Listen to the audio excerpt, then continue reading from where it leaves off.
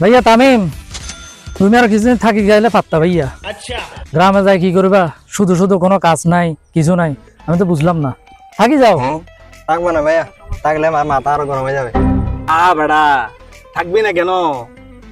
মাথা গরমে গেলে মাথায় পানি দিবি, পানি, বুঝছো? না ভাইয়া, পানি দিলে মাথা ঠান্ডা হয় না। তাহলে বরফ দিবা, তালু দেখে বরফ দিবা, মাথা ঠান্ডা হয়ে যাবে, বুঝছো? আচ্ছা ভাই, ওটা দিব নি, ভুল ত্রুটি হলে ছোট ভাই হিসেবে ক্ষমা করবে। আচ্ছা ভাই, মনে কোনো কষ্ট রাখিয়েন না।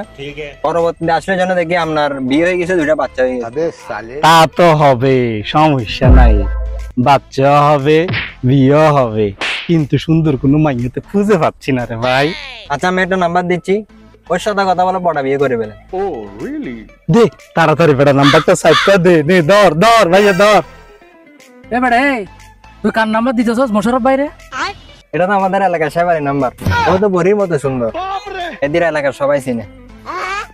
তুই তারা চেনো কেমনে? আরে ভাই, এদের লোকে তো আমার 6 মাস প্রেম ছিল।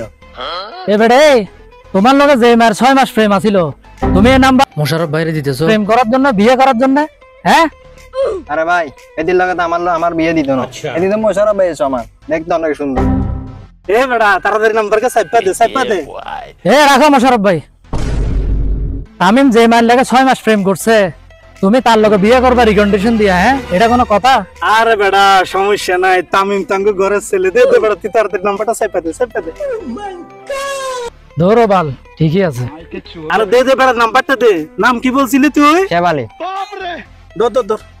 আরে ভাই, নামটা একটু লিখে দেন, নামটা শেফালি। ধরো, আমি এসব বুয়া শুয়ার নাম্বার লিখি না, ধরো।